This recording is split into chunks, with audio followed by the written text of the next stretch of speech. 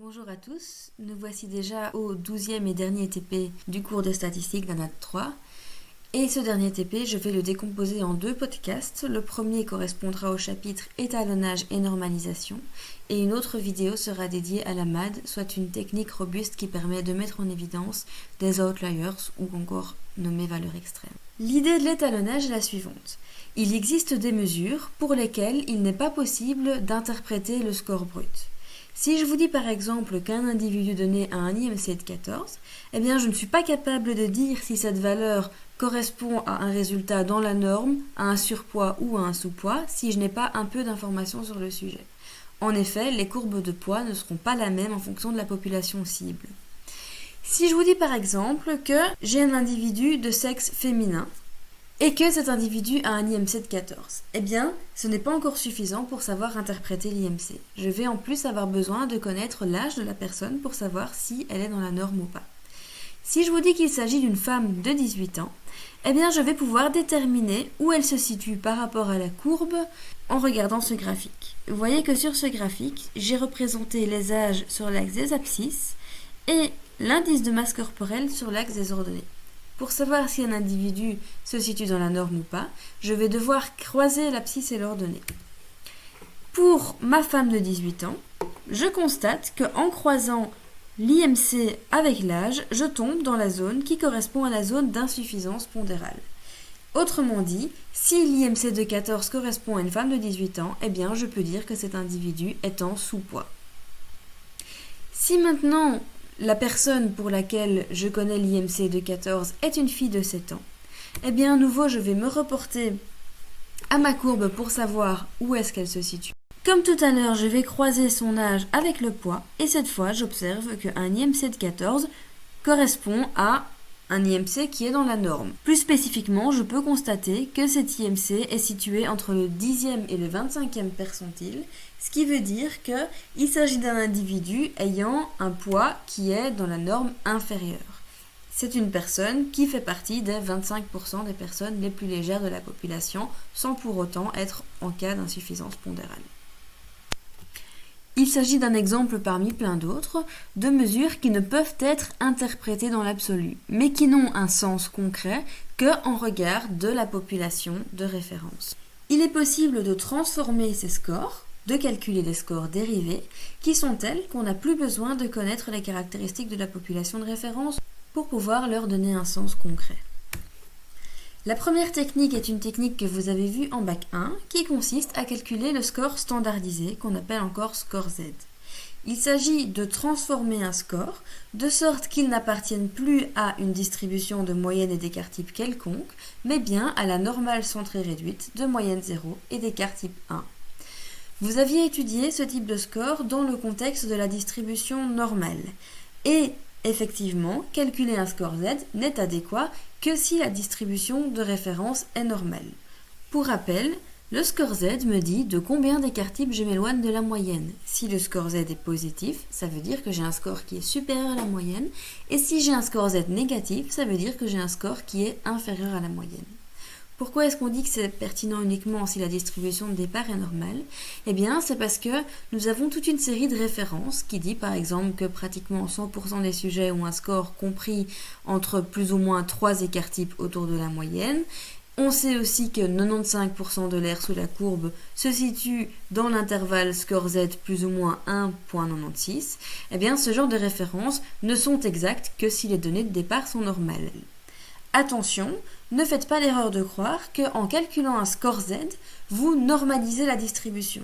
Si la distribution non standardisée n'est pas normale, il n'y a aucune raison que la distribution standardisée devienne tout à coup normale.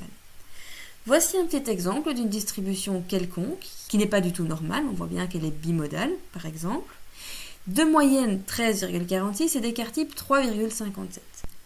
La standardisation va consister à d'abord centrer la distribution, c'est-à-dire ôter de chaque point la moyenne de la distribution de départ, de sorte à ce qu'elle soit centrée autour de 0, et ensuite à la réduire, c'est-à-dire à diviser chacun des points par l'écart type de la distribution de départ, de sorte que la distribution ait un écart type égal à 1.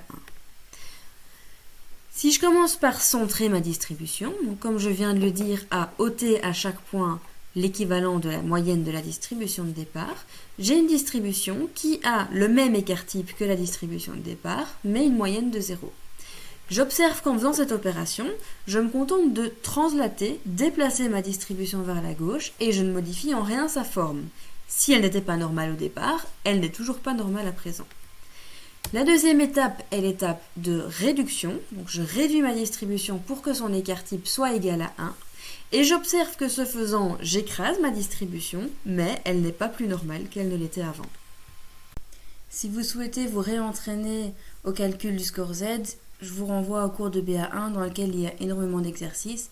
Voici juste un tout petit exemple. Imaginons que j'étudie une femme adulte ayant un QI de 132. Comment interpréter cette valeur de 132 ? Eh bien, à nouveau, en calculant un score Z. Vous savez que le QI est une distribution de moyenne 100 et d'écart type 15. Le score Z sera donc égal à 132 moins 100, soit 32 divisé par 15, 2,13. Je peux en déduire que cette femme adulte a un QI qui est de 2,13 écart-types supérieur à la moyenne de la population. Autrement dit, grosso modo, elle fait partie des 2,5% de la population ayant le QI le plus élevé. Alors, je dis 2,5% vraiment à la grosse louche. Vous savez qu'il y a à peu près 95% des scores de la distribution qui sont situés dans l'intervalle plus ou moins 2 écart-types. Et donc 2,5% au-dessus de 2 et 2,5% en dessous de moins 2. Voilà pour la première technique qui permet d'avoir un score que l'on peut interpréter indépendamment de la population de référence.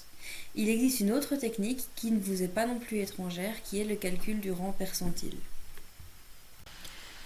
Si un score X correspond à un certain percentile, eh bien ça veut dire qu'il y a un pourcentage égal à ce percentile d'individus dans ma population qui ont un score inférieur ou égal à X. Par exemple, si le score 70 correspond au 90e percentile, eh bien ça veut dire que 90% des individus de la population de référence ont un score inférieur ou égal à 70. Il y a une notion qui vous est normalement très familière, qui permet de déterminer quelle est la proportion d'individus ayant un score inférieur ou égal à un score donné.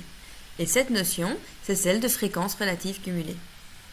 Si la distribution que j'étudie est normale, alors cette technique est équivalente au score Z, elle n'est ni meilleure ni moins bonne.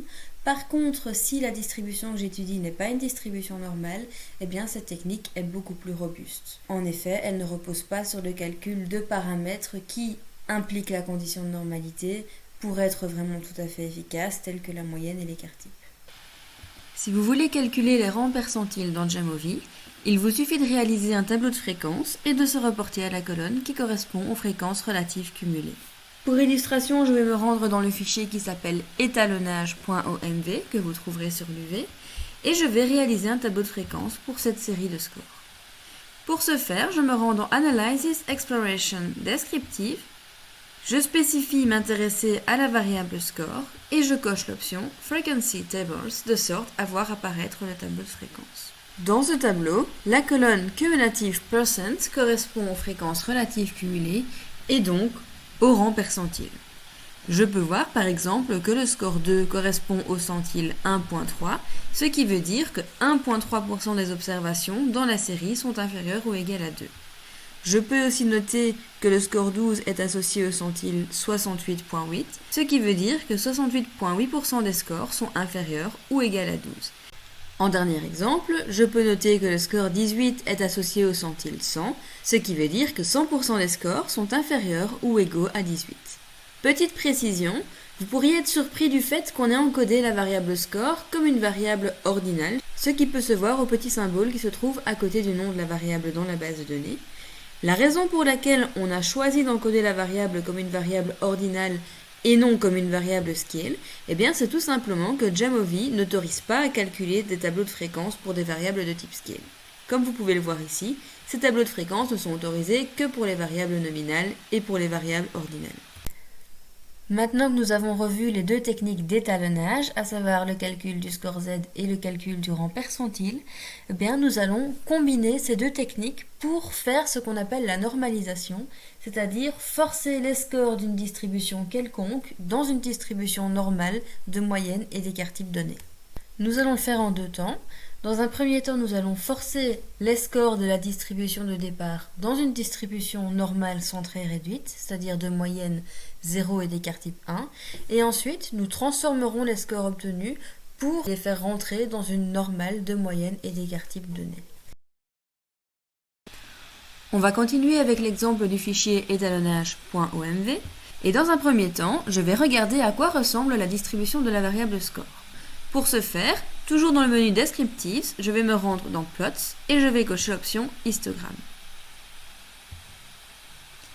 Voilà la distribution représentée.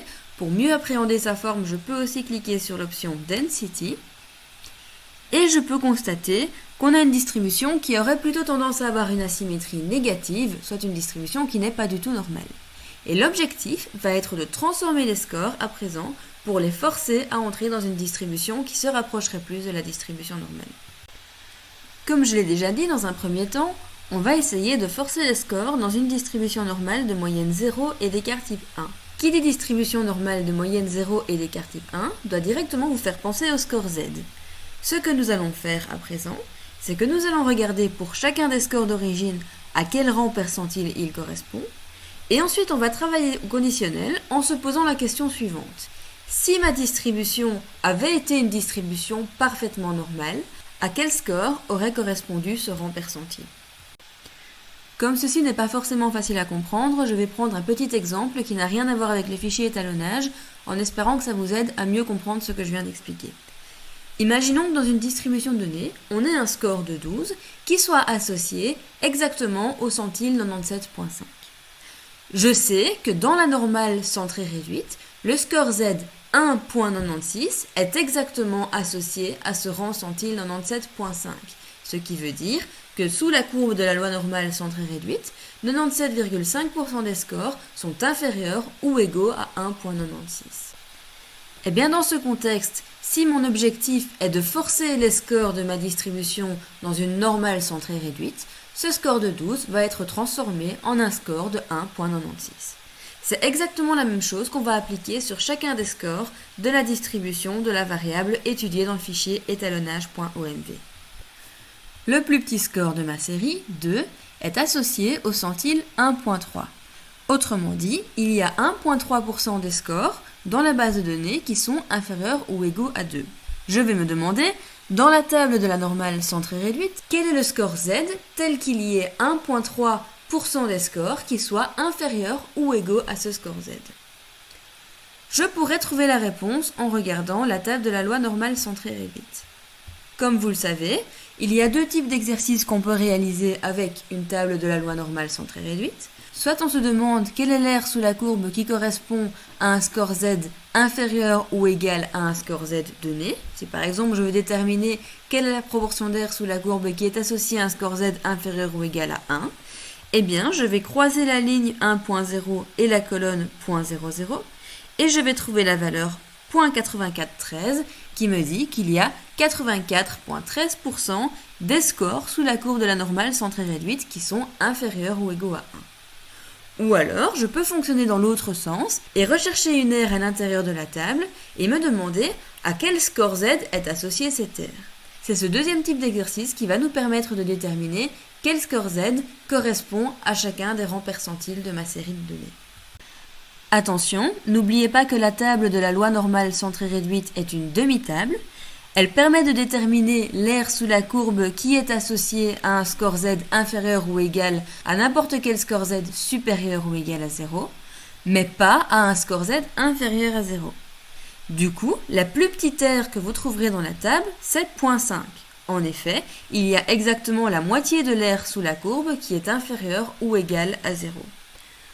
Concrètement, ça veut dire que si vous recherchez quel score Z est associé à un rang centile inférieur à 50%, eh bien vous allez devoir jouer sur les propriétés de la loi normale pour trouver la réponse.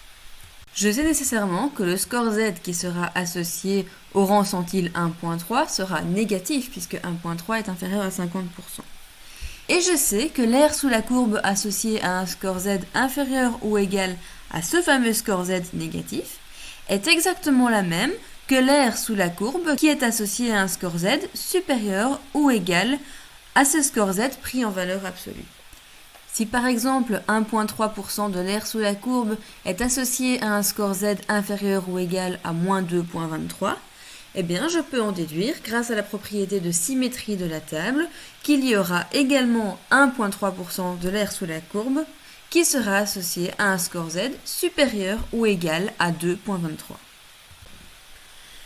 Comme on vient de le voir, la table nous fournira toujours une aire qui correspond à un score Z inférieur ou égal à un score Z positif. Donc, je n'ai pas encore trouvé l'aire que je vais pouvoir chercher à l'intérieur de la table. Mais si je garde à l'esprit que l'ensemble de l'air sous la courbe est égal à 1, 100%, eh bien, je pourrais en déduire que l'aire sous la courbe qui est inférieur ou égal à un certain score Z positif qui va me permettre de trouver la réponse qui m'intéresse est égal à 1 moins 1,3%, ce qui vaut 98,7%. Il ne me reste plus qu'à chercher dans la table l'aire la plus proche possible de 0,9870 et de regarder à quel score Z correspond cette aire. Ensuite, je rajouterai un signe négatif devant le score Z que j'aurai trouvé dans la table. Dans la table, je ne trouve pas exactement 0,9870, mais je trouve une valeur très très proche, puisque j'ai ici 0,9871. Et je peux constater que cette valeur de 0,9871 est associée à un score Z de 2,23. Autrement dit, il y a 98,71% de l'air sous la courbe qui est associé à un score Z inférieur ou égal à 2,23. J'en déduis automatiquement qu'il y a 98,71% de l'air sous la courbe qui est associé à un score Z supérieur ou égal à moins 2,23, et donc qu'il y a 1,3% de l'air sous la courbe de la loi normale centrée réduite qui est associé à un score Z inférieur ou égal à moins 2,23. J'ai donc enfin trouvé ma réponse. Le score Z de la table normale centrée réduite qui serait associé au rang centile 1,3%, eh bien c'est moins 2,23. Cet exercice qu'on vient de faire pour le score 2, vous pouvez le faire pour tous les scores de la distribution. Ça vous permettra de vous réentraîner à utiliser la table de la loi normale. Notez quand même que c'est relativement long et fastidieux de le faire, et que si on était obligé de le faire en passant par l'usage de la table de la loi normale centrée réduite pour tous les scores, ça risquerait de prendre beaucoup de temps. Et c'est pour ça qu'on va voir comment faire exactement la même chose dans Excel en utilisant une fonction qui va nous permettre de gagner énormément de temps. Cette fonction, dans la version française de Excel, c'est la fonction loi.normal.inverse. On va commencer par copier-coller le tableau de fréquence dans un tableur Excel. Pour ce faire, il suffit de faire un clic droit sur le tableau de fréquence et dans Table, vous cliquez sur Copy. Vous avez un petit message qui va apparaître pour vous informer du fait que le tableau a bien été copié. Ensuite, vous retournez dans votre classeur et dans la cellule A1, vous faites un clic droit et vous cliquez sur cette option de collage qui va permettre de coller le tableau. La colonne qui nous intéresse, celle sur laquelle on va appliquer la fonction loi.normal.inverse, c'est cette colonne-ci qui contient les scores des rangs percentiles.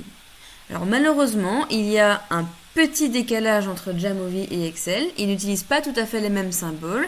Entre autres, Jamovi utilise le point comme indice de décimale alors que Excel utilise la virgule, ce qui fait qu'on va devoir un petit peu transformer les scores qui apparaissent ici dans cette colonne avant de pouvoir appliquer la fonction dessus. Il va falloir faire deux transformations. Comme je viens de le dire, on va supprimer les points et les remplacer par des virgules. Et on va aussi devoir supprimer tout ce qui apparaît après le chiffre, c'est-à-dire l'espace et le symbole %. Ces deux transformations, vous pouvez les faire manuellement, cellule par cellule. Mais pour gagner un petit peu de temps, vous pouvez, comme je viens de le faire, sélectionner toutes les cellules et on va utiliser le CTRL F pour faire une transformation appliquée sur toutes les cellules d'un coup. Donc vous enfoncez simultanément les touches CTRL et F de votre clavier pour faire apparaître ce petit menu Rechercher et remplacer. Je vais aller dans l'onglet Remplacer et je vais copier-coller tout ce qui apparaît après le chiffre, donc l'espace avec le %. Et je vais coller ceci ici dans la zone Rechercher. Tout ça doit être remplacé par rien du tout. Je voudrais qu'il n'y ait rien qui apparaisse derrière les chiffres. Et donc, je laisse bien vide la zone Remplacer par. Je clique alors sur Remplacer tout. Et automatiquement, tout ce qui suit les chiffres sera supprimé dans toutes les colonnes. Ensuite, je vais spécifier que le point doit être remplacé par une virgule. À nouveau, je clique sur remplacer tout. Et à présent, tout ce qui apparaît dans les cellules de la colonne G sera bien reconnu comme un nombre. Nous allons à présent utiliser la fonction qui va nous permettre de déterminer quel score Z correspondrait à chacun de ces rangs percentiles. Techniquement, on pourrait introduire la fonction dans n'importe quelle cellule du tableur, mais afin de faire ça proprement et pour s'y retrouver plus facilement, je conseille de s'assurer que le calcul qui corresponde à un rang percentile en particulier apparaisse systématiquement sur la même ligne. Donc dans la cellule I4 par exemple, je vais faire apparaître le calcul qui me dira quel score Z correspond au rang percentile 1.3. Dans la cellule juste en dessous, je ferai le calcul qui me permettra de déterminer quel score Z correspond au rang percentile 1.9, etc. pour toute la colonne. Lorsqu'on fait un calcul dans Excel, on doit systématiquement commencer par introduire le symbole égal. Si on ne met pas ce symbole égal, Excel ne comprendra pas qu'il doit calculer quelque chose. Ensuite, je vais pouvoir introduire la fonction qui m'intéresse. Comme je vous l'ai dit, nous allons utiliser la fonction loi.normal.inverse. En ouvrant la parenthèse, vous verrez qu'il y a 3 arguments qui sont associés à cette fonction. Le premier argument, probabilité, correspond à l'aire sous la courbe qui est associé à un score Z inférieur ou égal au score Z que je cherche à déterminer, c'est-à-dire celui qui est associé au rang percentile 1.3 pour le coup. Les deuxième et troisième arguments sont l'espérance et l'écart type de la distribution normale dans laquelle je cherche à faire rentrer les scores. Puisque je cherche à forcer les scores dans une distribution normale centrée réduite, j'indiquerai les valeurs 0 et 1 respectivement pour ces deux arguments. Attention, une probabilité est toujours un nombre compris entre 0 et 1. Or, dans la colonne cumulative %, ces probabilités sont exprimées en pourcentage. Pour passer d'un pourcentage à une probabilité ou proportion, il faut la diviser par 100. Le premier argument sera donc égal à 1.3 divisé par 100. Vous voyez que les différents arguments sont séparés par un point-virgule. Je vais donc introduire un point-virgule. Et ensuite, je vais spécifier la valeur de l'espérance qui est, comme je l'ai indiqué, 0. Enfin, après un deuxième point-virgule, je vais introduire la valeur de l'écart type de la distribution dans laquelle je cherche à forcer mes scores. Or, cet écart type, comme vous le savez, vaut 1. Je ferme la parenthèse, j'appuie sur Enter et voilà la réponse qui apparaît. Ceci correspond au score Z qui est associé au rang centile 1.3. Dans Accueil nombre, je peux réduire le nombre de décimales en jouant avec les deux flèches ici que vous pouvez voir. Je vais utiliser la flèche de droite pour réduire le nombre de décimales. Vous voyez que arrondi à 2 décimales, ce score Z vaut moins 2.23, ce qui correspond bien à ce qu'on avait trouvé via la table. Je ne suis plus entrée dans certains détails pour la formule puisque normalement vous êtes déjà un petit peu familier avec Excel à ce stade, mais juste pour rappel, pour ceux qui n'auraient plus ça en tête, vous voyez qu'ici je n'ai pas indiqué la valeur 1.3 pour le premier argument, mais j'ai mis la référence de la cellule contenant la valeur 1.3, à savoir la cellule G4. Pourquoi est-ce que j'ai fait ça? Eh bien, pour pouvoir étirer la formule dans les autres cellules. Si je copie la formule que j'ai introduite dans la cellule I4 dans la cellule I5, vous allez voir qu'elle va un tout petit peu s'adapter. La référence G4 a été transformée en la référence G5. Dans la mesure où j'ai copié ma fonction une cellule plus bas, Excel a automatiquement compris qu'il devait décaler d'une cellule vers le bas chacune des références dans la fonction. Et c'est grâce à cela que je vais pouvoir étirer ma formule sur l'ensemble de la colonne. Pour ce faire, vous placez votre curseur en bas à droite de la cellule jusqu'à ce qu'il devienne une croix noire, comme vous le voyez à l'écran. Vous appuyez sur le clic gauche de votre souris et tout en le maintenant enfoncé, vous pouvez étirer la formule sur toute la plage désirée. Vous voyez qu'en quelques clics, on a obtenu le score Z associé au rang centile pour l'ensemble des valeurs de la série. Sauf pour la dernière ligne, dans laquelle aucune valeur n'a pu être calculée. Pourquoi est-ce qu'on n'a pas pu calculer de valeur à ce stade? Eh bien, parce que dans la mesure où la distribution normale s'étend de moins l'infini à plus l'infini, il n'existe pas de score Z tel que 100% de l'aire sous la courbe soit inférieur ou égal à ce score. Nous allons à présent voir comment forcer les scores de départ dans une normale de moyenne et d'écart type différents de respectivement 0 et 1. Et nous n'allons pas choisir les valeurs de la moyenne et l'écart type au hasard, nous allons faire en sorte que la moyenne et l'écart type soient identiques à la moyenne et à l'écart type de la série de départ. Normalement, le programme a déjà calculé la moyenne et l'écart type de la série, puisque nous sommes passés par le menu Descriptive, dans lequel vous trouverez ce tableau qui s'appelle Descriptives, et vous voyez ici, moyenne 10.506, écart type 3.407. Si jamais les valeurs n'apparaissent pas dans le tableau, on ne sait jamais que par défaut, un des deux paramètres ne soit pas calculé dans votre version de Jamovi ou que simplement vous ayez supprimé pour une raison ou une autre ce tableau, et bien pour les faire réapparaître, il suffit de recliquer sur l'output pour faire réapparaître le menu. Et ensuite, dans Statistics, vous irez cocher Mean dans Central Tendency et Standard Deviation dans Dispersion. Nous allons donc forcer les scores de départ dans une normale de moyenne 10.506 et d'écart type 3.407. Et pour ce faire, vous avez deux solutions. La plus simple est de directement utiliser la formule qu'on a déjà vue dans Excel et d'utiliser les valeurs 10.506 et 3.407 respectivement pour la moyenne et pour l'écart type. Je vais le faire dans la colonne J. Je commence par introduire les symboles égal. Je tape ma fonction, loi.normal.inverse, j'ouvre la parenthèse. En premier argument, je vais utiliser la valeur dans la cellule G4, c'est-à-dire la première fréquence relative cumulée. N'oubliez pas de la diviser par 100 pour qu'elle soit bien exprimée en proportion et non en pourcentage. Ensuite, vous placez un point-virgule. Vous introduisez la valeur de l'espérance, qui est, comme je viens de le dire, 10.506. Et après un autre point-virgule, vous introduisez 3,407, soit la valeur de l'écart type. Vous pouvez étirer la formule sur toute la colonne, et voilà le résultat. Il existe une autre solution qui implique de connaître l'équation du score Z et d'être capable de la transformer pour isoler le score X. Pour rappel, le score Z est calculé en soustrayant la valeur de la moyenne à chaque score de départ et en divisant ensuite le résultat par l'écart type. On peut transformer cette équation et en déduire que le score X sera égal au score Z multiplié par l'écart type, auquel on ajoute ensuite le score égal à la moyenne. Je vais appliquer ce calcul dans Excel, en vous laissant la formule en vis-à-vis. Je vais me rendre dans une nouvelle colonne, la colonne K, et je vais introduire un calcul qui techniquement devrait me donner exactement le même résultat que dans la colonne J. Qui dit calcul dit symbole égal. Je vais commencer par aller sélectionner le score qui correspond en fait à mon score Z que j'avais calculé dans la colonne I et je vais le multiplier par l'écart type qui valait, comme nous l'avons vu il y a quelques instants, 3,407.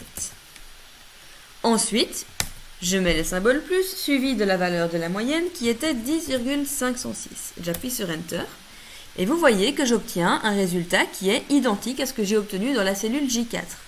Je peux étirer la formule et vous pourrez constater, ligne par ligne, que systématiquement, la colonne J et la colonne K fournissent des résultats identiques. Dans la prochaine et dernière vidéo, je vous parlerai des erreurs systématiques et aléatoires, ainsi que d'une technique pour mettre en évidence les valeurs extrêmes qu'on appelle la MAD. Je vous rappelle qu'un score Z est égal à un score brut auquel on a ôté la moyenne et ensuite dont la soustraction a été divisée par l'écart type. Par transformation de cette équation, on peut en déduire que le score brut est égal au score Z multiplié par l'écart type et ensuite auquel on a additionné la valeur de la moyenne. Eh bien, voilà la transformation que je peux faire dans mes scores. Je vais mettre en vis-à-vis pour l'appliquer. Je vais multiplier le score Z par la valeur de l'écart type. On avait vu que l'écart type valait 3,407. Et ensuite, je rajoute plus la moyenne. Et voilà ce qui me donne, pour le premier score, 2,92. Si je veux pouvoir étirer cette formule dans toutes les autres cellules, je vais devoir figer les cellules qui contiennent les valeurs de la moyenne et de l'écart type. Donc je dois m'arranger pour que, quel que soit l'endroit où je place mon calcul, ce soit toujours bien les cellules D28 et D27 qui soient considérées. Et pour ceux qui ne connaissent pas Excel, eh bien cela se fait en utilisant les dollars. Je dois placer un dollar devant la lettre de la cellule ainsi que devant la ligne de la cellule. Si jamais vous n'êtes pas familier avec tout ça, Je vous renvoie au syllabus qui a été créé par Damien Debeau, qui est très bien fait et qui est normalement disponible sur l'UV pour tout le monde. J'ai modifié ma formule. Maintenant, je vais pouvoir l'étirer. Et voilà comment j'obtiens de nouveau en quelques clics les scores qui correspondent à une normale de moyenne 10,51 et d'écart type 3,407. Si jamais vous n'êtes vraiment pas à l'aise avec l'histoire des dollars, rien ne vous empêche d'introduire directement les valeurs de la moyenne et de l'écart type dans la formule. Donc d'introduire H3 multiplié par 3,407 plus la valeur de la moyenne, soit 10,51, comme ceci.